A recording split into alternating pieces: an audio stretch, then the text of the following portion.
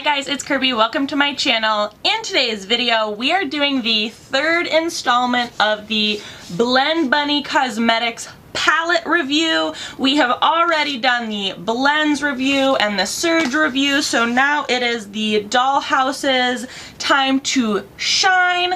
This is the third release that Blend Bunny Cosmetics has had in terms of palettes. They also have a brush set. I also saw on Instagram that she's working on some like lashes and highlights and stuff.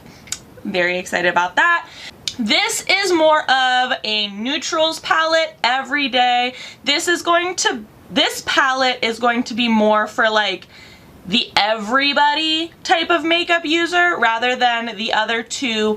Blends is a rainbow palette, which is much more like pro makeup artist, creative makeup artist. Surge is a lot more dark and grungy. It's definitely going to be for your more like smoky-eyed people, definitely a little bit more on the like makeup lover side. The Dollhouse palette I feel like is for the everybody, the every person palette, because it is her like neutrals palette, but it's like neutrals with a Blend Bunny twist, and I love it. So this palette retails for $45. It is a 30 pan palette, so if you're breaking that up by pan, it is going to be about $1.50 per pan. Again, we do know that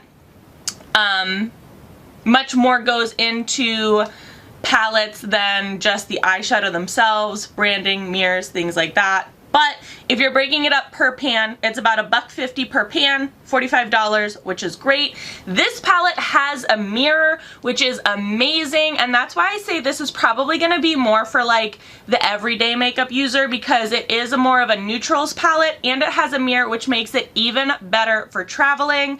These are the colors. Love it. Like I've said in all of the videos, she has it laid out in such a way that this middle row is your building tones, this deep row down here are your depth tones, and then this row of pastels up here is your transition tones or your blending tones. I know that there have been a lot of comments on Instagram and YouTube and things like that that says a lot of darker skinned makeup lovers out there felt a little like turned off by the Dollhouse palette because of this row in particular. They did not think that the shades were going to show up very nicely on their skin. However, a lot of them have purchased the palette anyways, and they said that these pastel shades might not be so vividly colored on their skin. However, they do blend out these two rows very, very nicely, so they are very important. They might not necessarily show up the best on dark colored skin, but they are extremely important in blending out these tones down here. This palette also has two rows of shimmers. These are more like topper accents, brow bone, inner corner highlights. These ones are really, really deep. They're basically the shimmer shades of this like depth tone row, which again, this depth tone row looks like it's basically all blacks, but it's not. We have like a browny, warm toned brown, purple. This one is more of like a blackish. This one's more like dark brown. This one, purpley plum. This one is like an olive toned brown. They are different shades. I am about to swatch them for you. Let me tell you while I'm showing you the swatches what she says on the website about this palette. Neutrals, the Blend Bunny Cosmetics way. This 30 shadow palette features complete matte trios in warm browns, vintage mauves, romantic rose, warm grays, and smoky khaki tones. Our creamy shimmers are everything you need for a sparkly, smoky moment to a pop of unexpected color.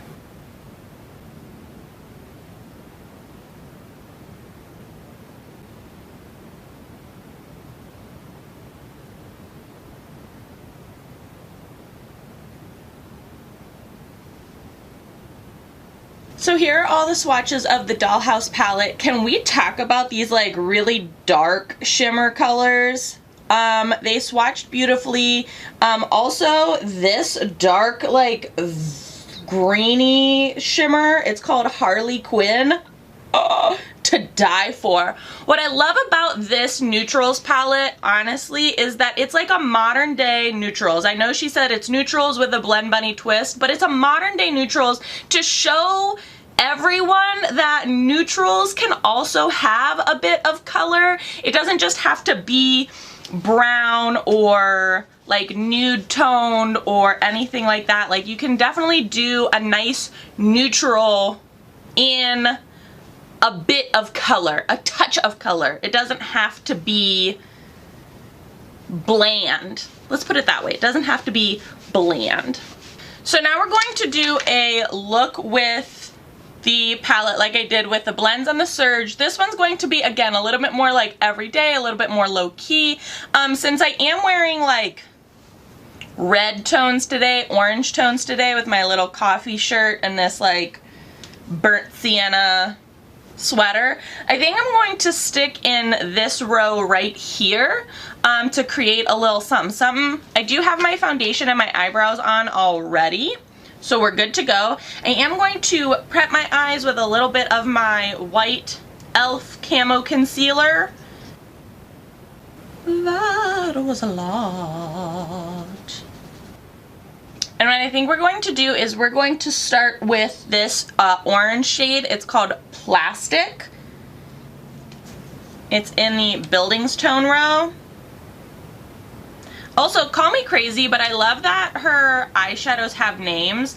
I really hate when eyeshadow palettes don't have names. It really bugs me, so I'm really glad that all of her eyeshadows have names.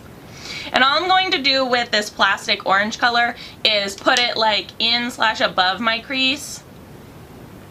And I'm using a Morphe PK36, which is just a soft blending brush.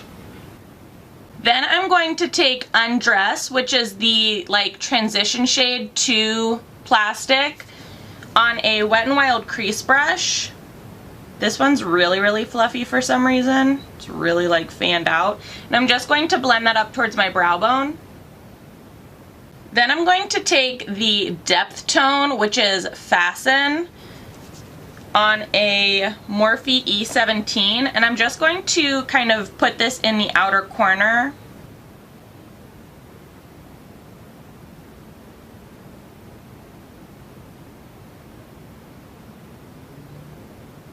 I'm gonna go in and build all that up.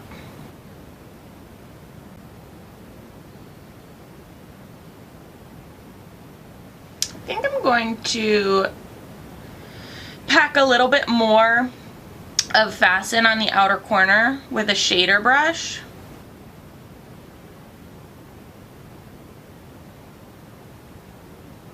Then with my finger, I'm just going to take Mannequin and I'm going to put it on my lid.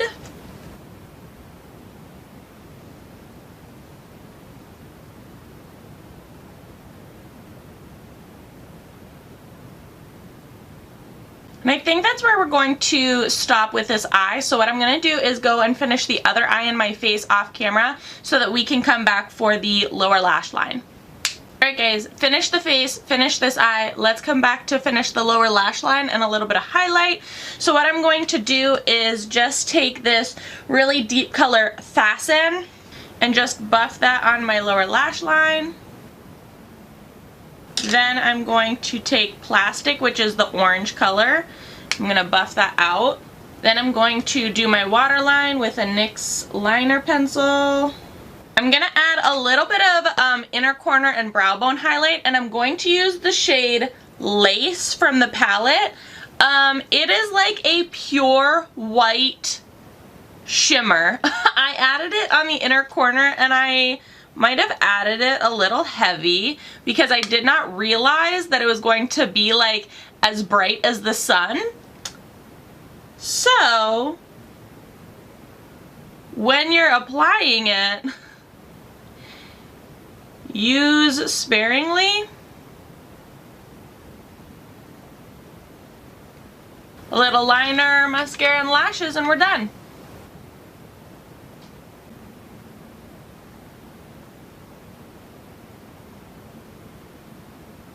And this is the look. What do we think? What do we think? I really, really like it. I will say there are some things. So, I love this palette. I love how it's set up. I think for like beautiful everyday looks, chef's kiss. Honestly, again, effortless, just like Surge and blends.